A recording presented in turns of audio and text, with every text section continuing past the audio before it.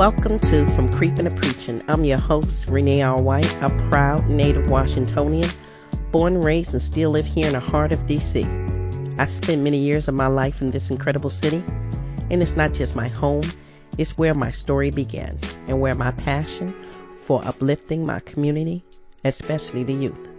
This podcast is a space where we can have real, raw conversations about life, faith, and purpose, all rooted in the experience of someone who has walked these very streets and understands the struggles and the beauty of life in D.C.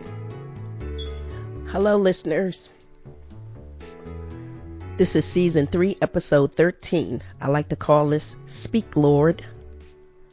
Speak, Lord. Today's episode is for the ones who answered God once and thought that was the finish line, only to realize it was just the beginning. It's for the ones who said, yes, God, got baptized and then stood there. Okay, Lord, now what? Because that was me.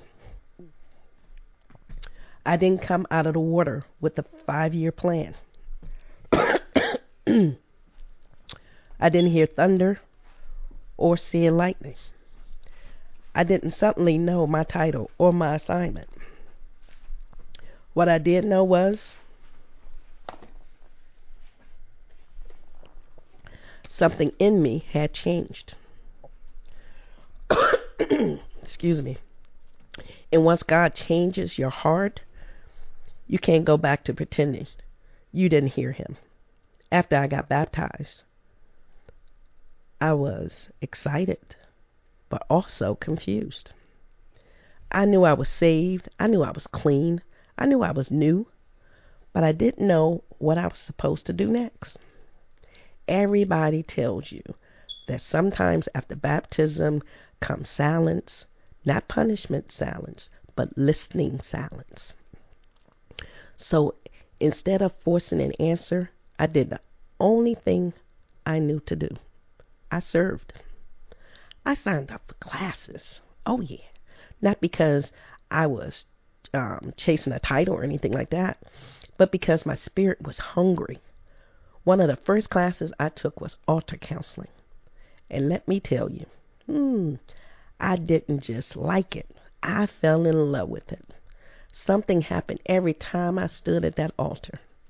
People came broken, came crying. People came carrying things they couldn't explain. And God trusted me to stand there. That humbled me. So I took it seriously, extremely seriously. I went to the altar every Sunday. And when I say every Sunday, I mean every Sunday. Not when it was convenient, not when I felt spiritual, not when people were watching. My heart desired to serve. I wasn't trying to be seen. I wasn't trying to be obedient. Over time, I didn't just serve. I became a counselor. Then I started certifying new counselors year after year after year. I poured into people. I prayed over people. I cried with people. And I loved it. But even then, something in my spirit still wasn't satisfied. Now listen, this part is important. Serving is beautiful. Classes is good. Certifications is better. And they matter. But there comes a point where activity cannot replace assignment. I kept taking classes, Bible classes, leadership classes, growth classes. And don't get me wrong. I was growing, but my spirit was still thirsty. That's when I realized something. Sometimes God lets you do things until you're ready to do the right thing. I heard the call before. I really did. But this time, it felt different. This time, it was gentle, clear, persistent. So instead of running, I sat still. I listened and I waited. One day I was talking with a minister, just conversation, nothing dramatic. And she looked at me and said, "You're a minister." Then she asked me something that shook me. What are you waiting for? I heard her words, but they didn't move me. Not because she was wrong, but because I wasn't ready yet. Sometimes God sends confirmation before we have courage. So I didn't rush. I didn't announce anything. I kept praying. And then God did something. I was at work one day, just a regular morning, and my spiritual friend came in. He came walking in, and the first thing he said, "Good morning, minister." I froze. Because listen, that wasn't a coincidence. That wasn't a habit. That wasn't them being cute. That was God speaking through people. I knew in my spirit that is him. I went home and pondered. I prayed. I waited. I didn't rush God, and God didn't rush me. Then the door opened. My first class on a road to becoming a minister gave my spirit everything it had thirsted for. I was thirsty. Not hype, not ego, not title, but clarity. I finally understood why nothing else satisfied me, why the classes, the counseling, the service, as powerful as they were, still felt incomplete. It is because God wasn't just calling me to help people at the altar. He was calling me to lead, to teach, to shepherd, and to discipline. And when you step into what God truly assigned you to do, your spirit recognizes it's home. You're home. Let me ask you something. Have you ever done all the things and still felt unsettled? Have you ever heard a call? You ignored it and then heard it even louder? If this is you, let me tell you, you're not confused. You're being prepared.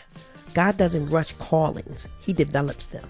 And obedience doesn't always look loud. Sometimes it looks waiting. It likes waiting. Family, if you're in a season where you don't know what's next, don't panic. Serve where you are. Study while you wait. Listen when God whispers. And when the call becomes undeniable, don't run. Because what God has for you will finally satisfy your spirit you have been thirsting for.